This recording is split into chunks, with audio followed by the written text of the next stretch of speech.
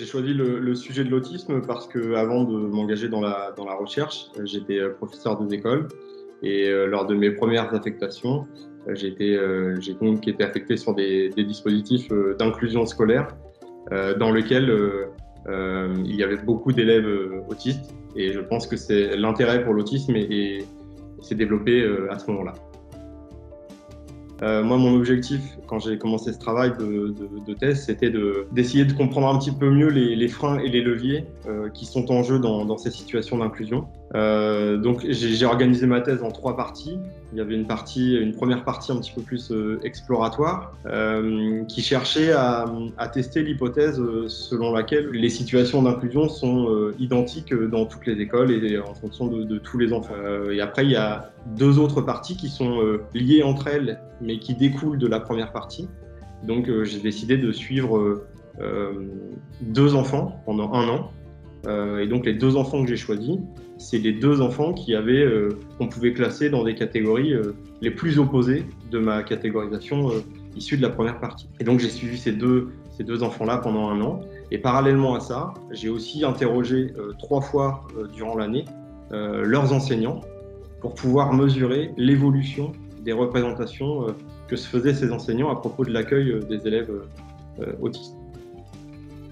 Donc les 4 catégories qu'on peut identifier, elles viennent donc de 2 variables qui sont les variables de guidance des enseignants ou de participation sociale.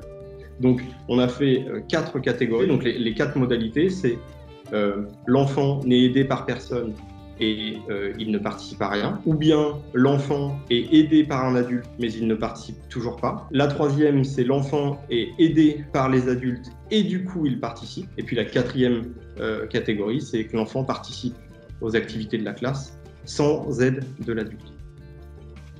J'identifierais 3 gains possibles. D'abord auprès des enseignants, puisque le travail semi-longitudinal qui a été mené pendant 1 an a permis dans les 2 cas de voir évoluer des pratiques enseignantes. Par conséquent, si les pratiques des enseignants se sont affinées, on peut penser qu'il y a eu un gain qualitatif dans l'accueil des enfants avec TSA à l'école, donc on peut penser que les enfants en ont bénéficié. Et puis, il y a un 3e lien qui s'est créé avec les familles de ces enfants-là, puisque ça, c'était une demande dès le début de mon travail de thèse, de pouvoir, en quelque sorte, rendre aux familles tout l'investissement qu'ils avaient pu mettre dans mon travail, tout le partenariat qu'ils avaient réussi dans lequel ils s'étaient investis. Et donc, les vidéos étaient accessibles à tous les parents. J'ai rencontré les parents pour vraiment clarifier ce qui se faisait en classe, pour montrer les progrès de leur enfant en classe tout au long de l'année, toujours en accord avec les enseignants. Et puis tous les parents ont été conviés forcément à la publication de ces résultats et à la soutenance de la thèse. Donc, en ce qui concerne les résultats de ces 2 enfants, ils sont vraiment opposés. Donc il y a un enfant qui part d'une situation où il n'est pas autonome, même quand il y a un adulte. Et donc on constate que progressivement, l'aide de l'adulte va l'amener à devenir de plus en plus autonome. Et il y a un moment clé dans l'année où je pense il aurait fallu que cet adulte se désengage un petit peu de cette relation-là pour voir si l'enfant allait pouvoir basculer de lui-même de manière autonome vers la participation de la classe. Et le fait qu'elle soit restée très proche de l'enfant a en fait, en quelque sorte, formé une sorte de couple inséparable dans la classe. Et du coup, à la fin de l'année, l'enfant ne voulait plus participer aux activités si son AESH n'était pas présente avec lui. Donc ça, c'était le premier cas, c'était l'enfant qui partait avec le plus de difficultés. Et le 2e cas, c'était un enfant qui, lui, au contraire, cherchait à fuir très vite la présence de l'adulte. Et là, on a pu voir que l'intelligence de l'enseignante et de l'AESH ont permis de créer un environnement où ils étaient en permanence à disposition de l'enfant, mais c'était l'enfant qui choisissait s'il voulait être aidé par un adulte ou s'il voulait faire seul les tâches qui étaient demandées à l'école. Donc on a eu un projet de recherche CNSA qui consiste toujours dans le domaine de la maternelle, toujours dans le domaine de l'autisme, mais c'est plutôt à détailler les gains d'un dispositif spécifique qui s'appelle les UEMA, donc les unités d'enseignement maternel autisme, qui sont implantées dans des classes de maternelle. Donc ce sont des unités d'enseignement qui dépendent des IME, des instituts médico-éducatifs, et qui sont implantées dans les écoles maternelles pour justement faciliter l'inclusion des jeunes enfants autistes dans le milieu scolaire ordinaire. Donc nous sommes une vingtaine de chercheurs de l'Université de Rouen, de 3 laboratoires différents, à travailler sur ce thème.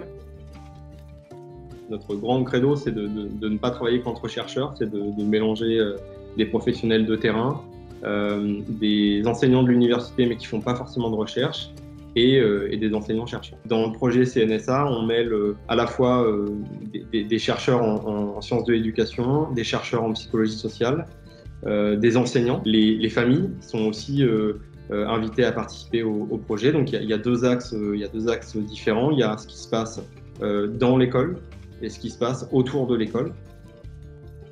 Donc ce projet CNSA a une durée de 3 ans, et là on arrive à la fin de la 2e année, et l'étendue géographique se situe sur le périmètre de l'ancienne Haute-Normandie, puisqu'on étudie les mêmes choses sur une UEMA à Rouen et sur une autre UEMA à Évreux.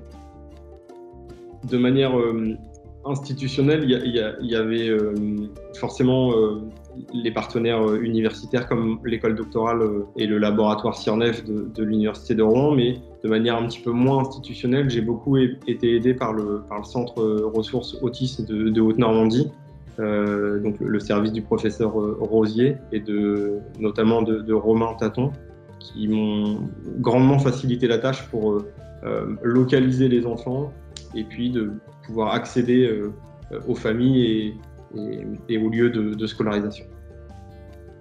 La méthodologie que j'utilise est assez novatrice, puisqu'elle est très peu utilisée en éducation.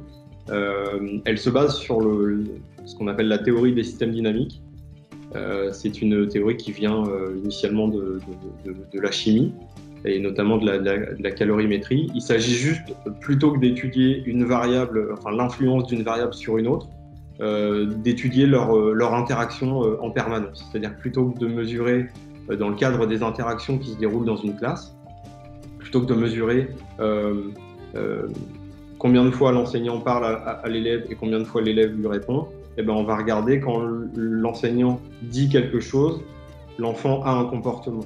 Mais ce comportement remodifie le comportement de l'adulte, et ainsi de suite, et ça de manière dynamique et continue dans le temps. Donc cette théorie des systèmes dynamiques permet en fait d'étudier ce qu'on appelle une dynamique d'interaction entre les enseignants et les élèves en question. Ce qu'on peut dire à l'heure actuelle, c'est que on se rend compte que la coopération qui a lieu dans ces lieux-là entre les enseignants spécialisés, les professionnels du médico-social et les enseignants qui accueillent les enfants est primordiale. On a identifié clairement que l'environnement qui était mis en œuvre autour des enfants était déjà un premier levier qui permettait vraiment de faciliter l'inclusion ou non des jeunes autistes à l'école maternelle.